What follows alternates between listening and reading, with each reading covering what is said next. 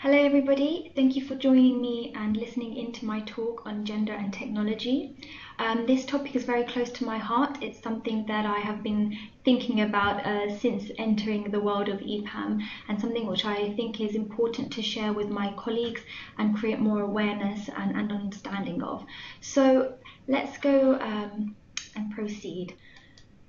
So just to tell you a little bit more about me, in case you don't know who I am, my name is Nisa Chosia. I'm part of the talent acquisition team here in the UK. I recently joined EPAM in 2006, and I've had a long-standing passion for gender-related issues, both in my professional, academic, and personal life. I've recently completed a master's degree in gender policy and inequalities, where I became even more fascinated with regards to how gender can sculpt our reality and sculpt our experiences of the world, especially when it comes to the workplace. And after entering EPAM and noticing a big disparity in the levels of male and female employees, I definitely wanted to explore this more and find out why it is that we do find so few women within the technology sector, and what we can do in order to create a more inclusive environment for women, and what the potential benefits of doing this can be for our organization and our success levels. So this is essentially what this talk aims to explore. So first of all, I think before we look at the statistics on gender and the amount of women within technology, it's important to just examine how gender sort of plays out in reality and how it can sculpt our understanding and our experiences of the world. So where do gender disparities begin, and why do they continue? First of all, I think it's definitely important to highlight that gender is a very complex and multifaceted area. It's not something that can be understood or described or explained in a brief manner. It's definitely a very sort of complicated issue which has a number of different perspectives that we can examine it on. So I've tried to summarize some of the key ways in which gender does affect our livelihoods and how it comes into reality and sculpts our experiences. But this is by no means sort of a full holistic understanding of how gender works. It's just a brief summary. So a lot of studies have explored how masculine and feminine traits become assigned to children from birth. Often when newborns come into the world, parents use very different languages when talking to their baby girls than when talking to their baby boys. So we hear that parents use terms such as "she's so sweet," "she's so beautiful," "she's so cute," "she's so lovely" when talking to a baby girl. And in contrast, we use terms such as "he's such a troublemaker," "he's uncontrollable," "he's very fierce" when talking to a baby boy. Now these different terms become assigned to children and give them a type of standard in which they have to meet. Children begin to feel that they have to live up to these expectations, and it becomes part of their gendered identities. So as well as using language, parents and society also assigns different forms of clothing and colors to boys and girls, again adding to the expectation that they are different and that they need to maintain very separate identities. Girls become more defined by their image and their exterior, whereas boys are more defined by their behavior and their personalities. When children enter school, these differences persist. You'll find that girls are more often likely to play with baby dolls, with tea sets, doll houses, whereas boys are more likely to play with fast cars, action figures, or construction toys. Whilst girls are playing with these types of toys, it encourages them to become more emotionally aware, and it encourages them to see care as an essential responsibility of theirs, whereas boys do not have this as part of their upbringing, as they're more used to playing with different forms of toys. Now when we look at academic subjects, we see a very similar division. Girls are more likely to enter the languages and excel within these types of subjects, whereas boys are more likely to pursue mathematics, sciences and technology. Now you may wonder, well, why is this a problem? It's a problem when we consider that society puts more recognition and awareness to some of the subjects such as math, science and technology, and attaches less awareness and recognition to things such as languages.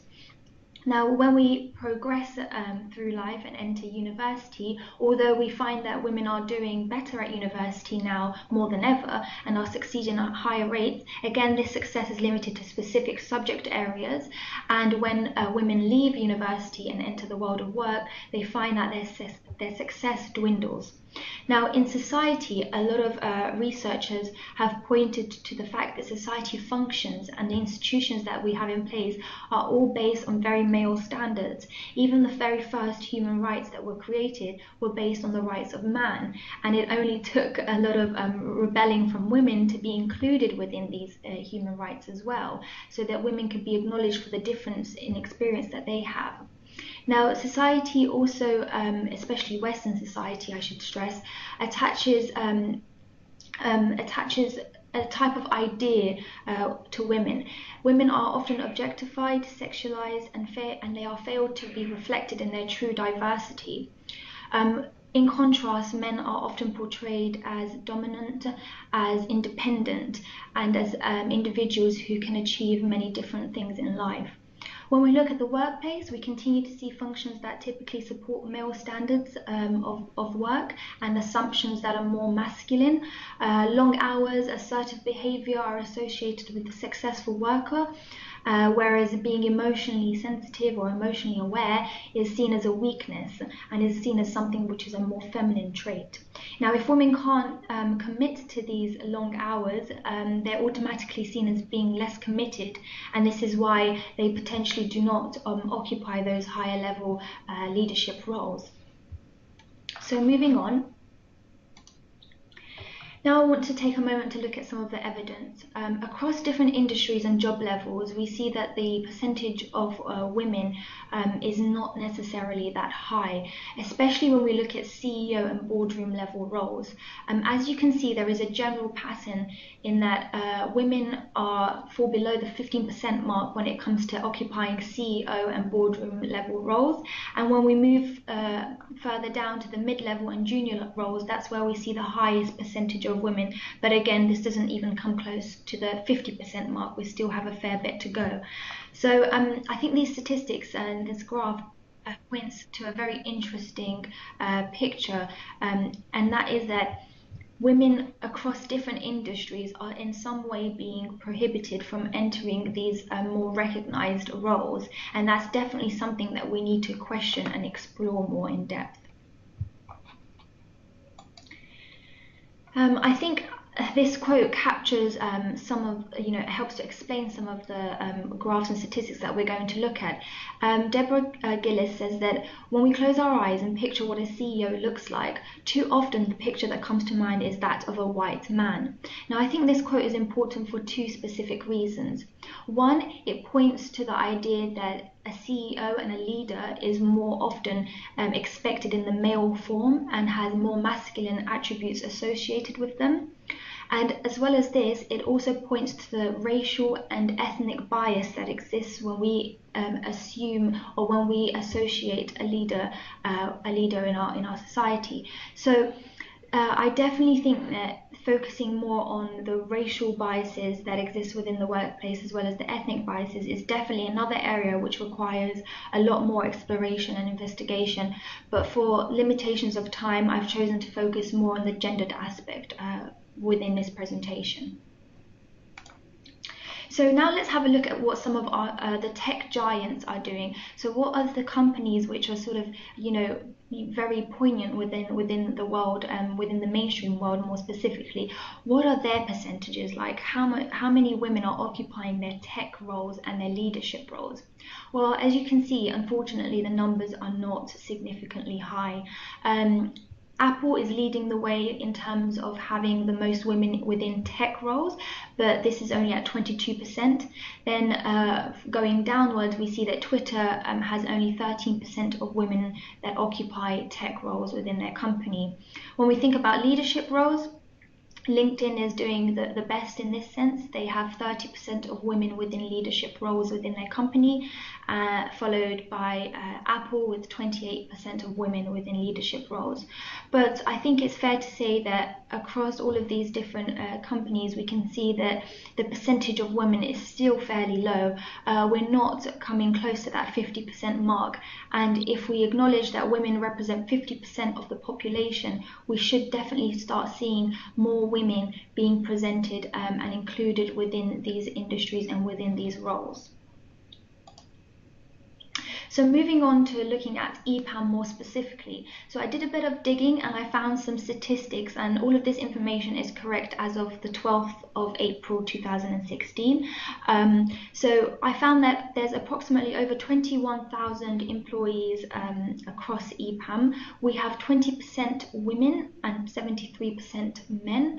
And when we look at the job roles that they occupy, we find that 11% of all tech roles are occupied by women and 35% of these are occupied by men. And in terms of leadership roles, we find that 8% of leadership roles are occupied by women and only 32% by men.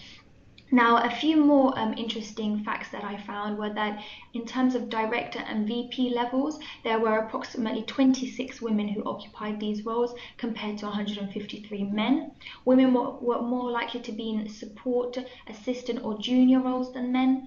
And in the UK, USA, Hungary, Ukraine and Belarus, we found the biggest disparity in terms of the percentage of women and men within EPAM at these countries. I think it's important to also note that, of course, these percentages are inevitable when we consider that there is sort of just less than a third of women in EPAM to start off with. But it's definitely still something that needs further examination and something that needs to be tackled, because we should be encouraging more women within the workplace and we should be seeing these figures rise slightly. Now, why is this all important, and why is it important for us to really consider gender and how it has an impact on our workplaces? Well, when some jobs, roles and industries become considered as more male-friendly, in turn, this becomes an exclusive area for men and does not allow a safe and comfortable place for women to be included within. Additionally, when some categories and job functions become more associated with success and recognition and others less so, then we definitely have a problem, especially when we do consider that women do occupy more assistant, junior and support-based roles. Also, if women fail to occupy CEO level and boardroom level roles, then there is no top-down influence. As a young woman in technology, if I don't have a role model that I can look up to within my company, I may struggle to really see the potential of myself occupying these roles in the future, because it's not something that is represented as the norm. It seems like something that is more challenging to achieve. There's also a lot of reference in the research which points to the glass ceiling. Now, this is a really important term because it sort of highlights that a lot of the low statistics in terms of the numbers of women we have in technology comes as a result of this glass ceiling. It's something which we can't see, and it's not something that is very visible in our workplaces, but it exists in the types of systems that we have in place, in the way that we function, all of which sort of contribute to creating a barrier to women's success. Moving on. Now, we've thought about the types of inequalities that we have in the workplace, and we've looked at some important statistics. But now let's think about what some of the explanations for these inequalities are. A lot of sort of researchers and different articles that I've come across have pointed to a number of different reasons for why we have these inequalities, and some are more valid than others, and some we can definitely challenge further. I won't go into detail with each one, but I will pick out some of the key points which I think are are important to mention. So some people mention the fact that there are different sort of assumptions and stereotypes that exist within the technology sphere, which prohibit women from being able to enter this industry. Now, I definitely think that this is a very important point.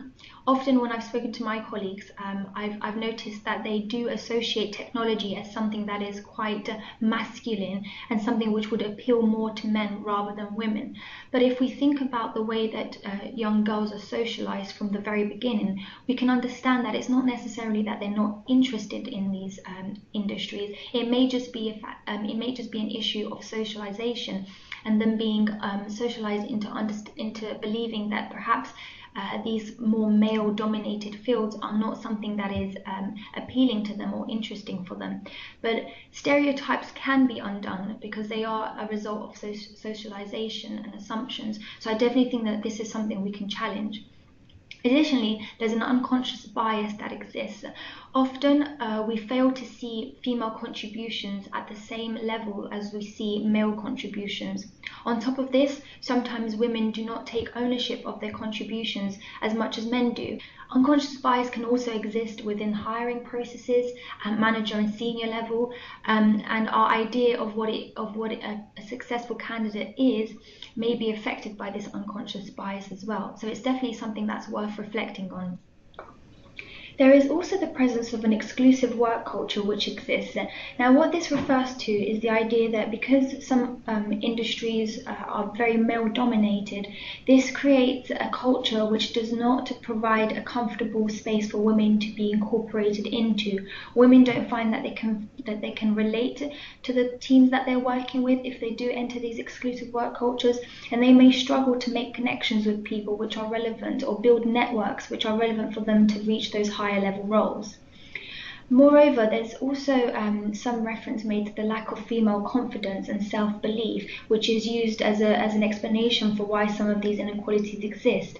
Now, there's two parts to this. Some individuals say that women lack self-confidence, and when approaching new job opportunities or new industries, they simply don't think that they're good enough or worthy of these roles. However, I would definitely question this, and I'd want us to sort of look at the idea that perhaps it's not that women just have a lack of confidence, but as they have been socialized to see themselves as vulnerable individuals who are in need of protection from their male counterparts, perhaps this lack of confidence is something that has been embedded within them and is not something that they can necessarily be blamed for. It's definitely something that we need to work on as a society to sort of tackle and encourage women to have more confidence and not see barriers to their success. A number of other researchers have also pointed to a potential pipeline issue. Now, as of research which has been conducted in the USA, this has definitely been disproven to some extent. It's suggested that women's entrance into technology and science-related degrees is on the rise. However, when women are leaving university, they're still struggling to be accepted into these types of industries. So the pipeline issue can definitely be questioned to some extent, although it is fair to say that there is a slightly lower percentage of women entering these fields of study in the first place. But again, we do need to question whether this is a result of choice or a result of the way that they've been brought up to view these topics. So moving on, what are some of the rationales for having gender equality?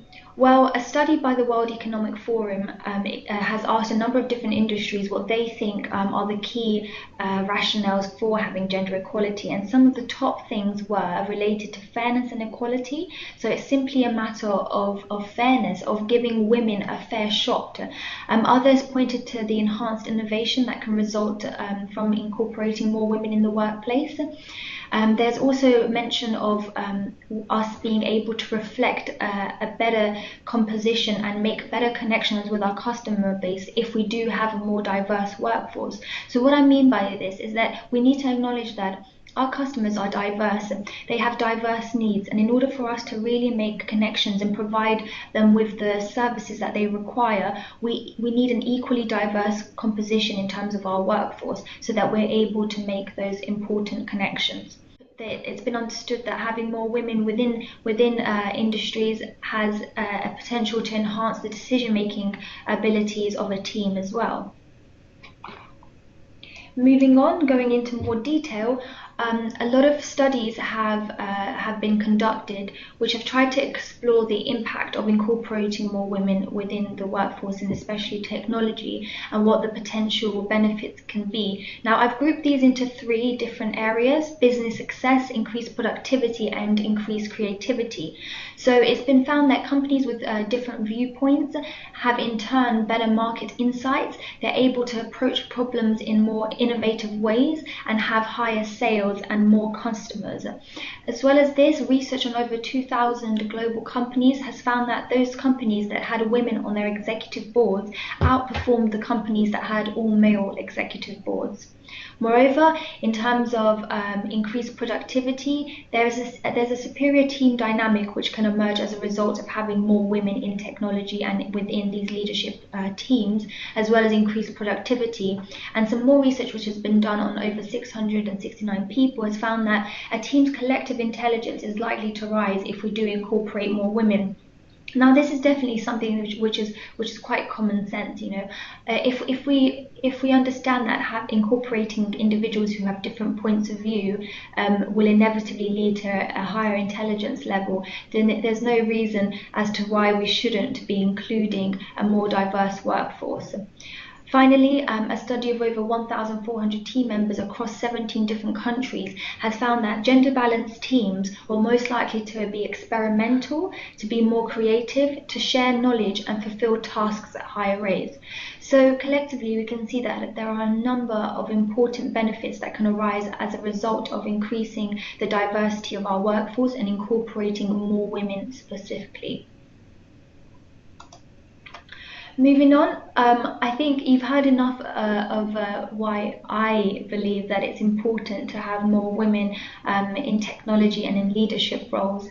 But if you'd like to hear it from a male perspective as well, I did a small research project where I went over and spoke to some of our male colleagues who occupy different roles within our company, and I asked them why they think it's important to incorporate more women within technology and within leadership roles. And they've given me their opinions, and I've included that within this link. So if you'd like to access this link that I've attached here, then you can watch a short 3.5-minute video on what some of our male colleagues think and why they perceive it to be important to have more women within technology. So please do go ahead and have a look at that video.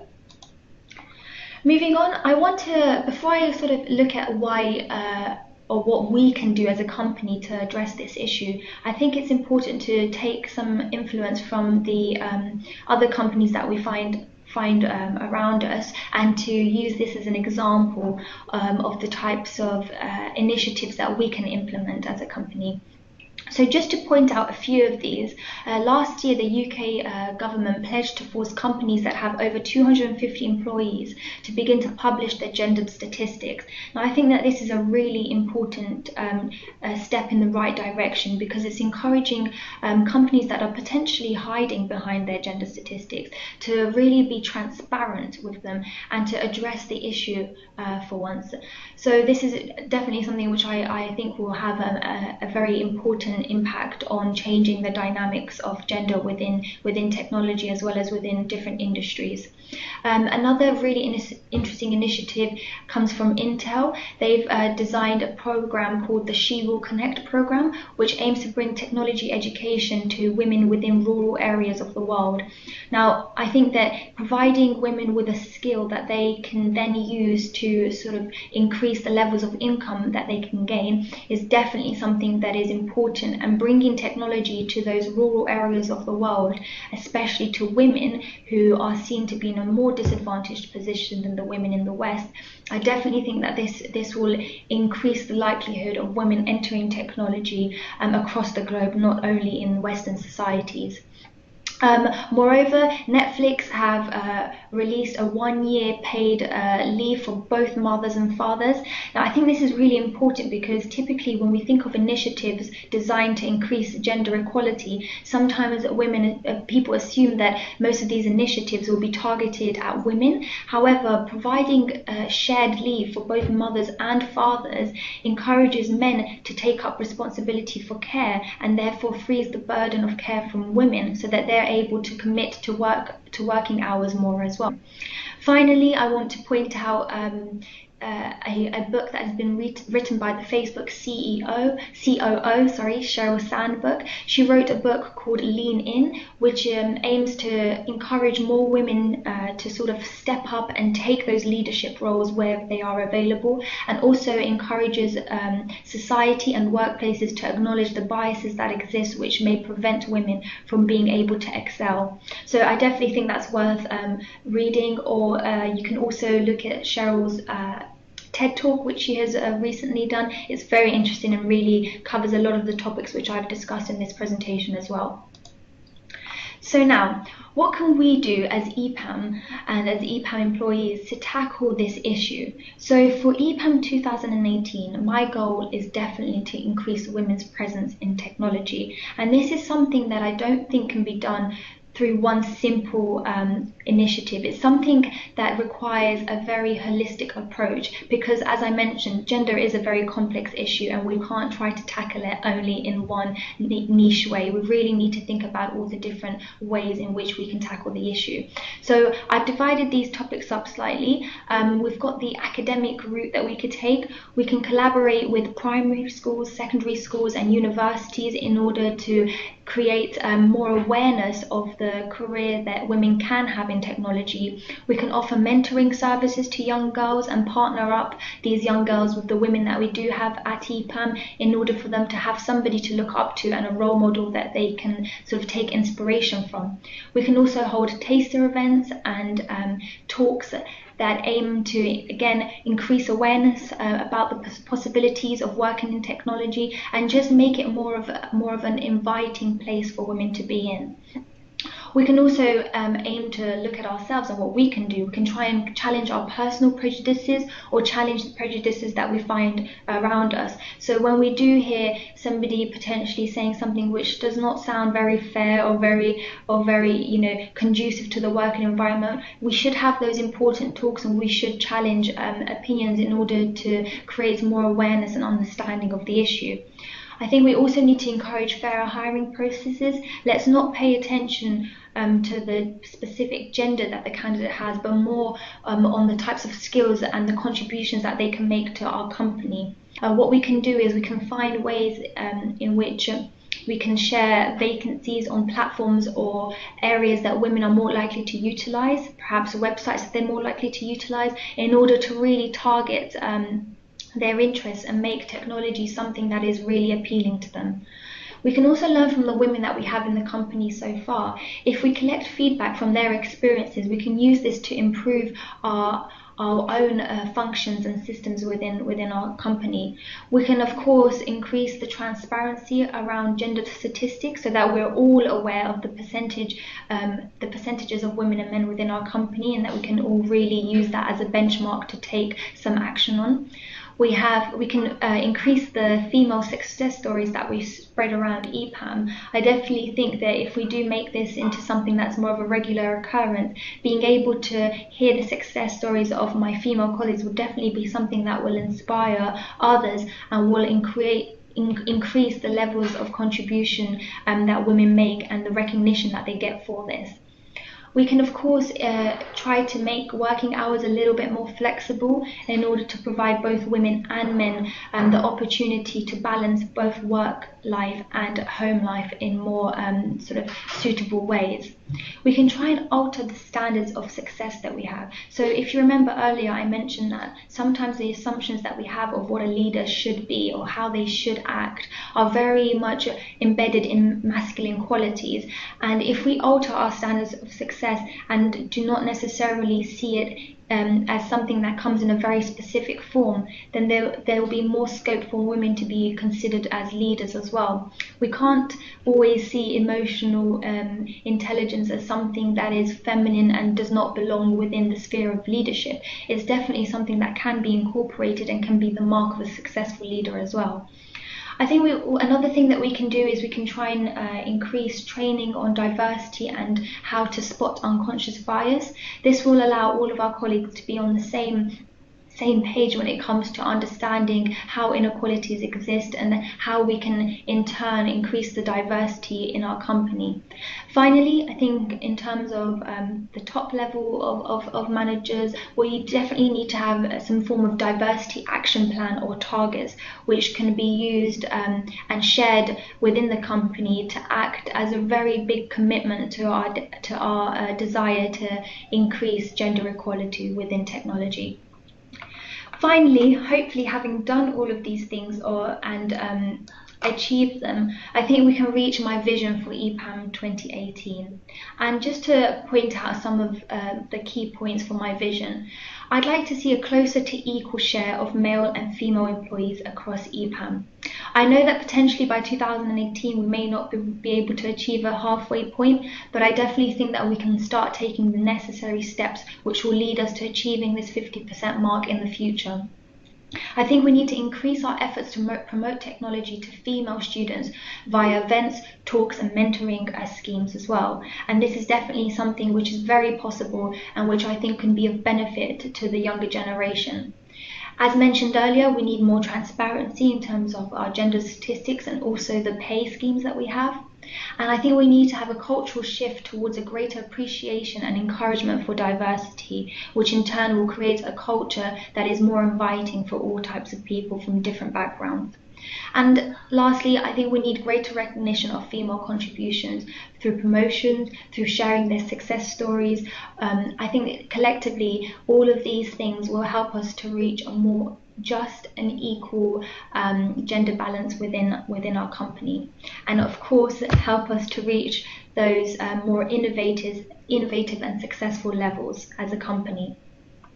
So thank you very much for listening. I hope you've enjoyed what I've had to say, or at least that you're taking some of this on board, or it's had some sort of impact on you. As I mentioned, it's definitely a very important issue which definitely needs further consideration and understanding. So I hope that I've given you some sort of insight into the topic and given you some ideas that you can go ahead and think about yourselves.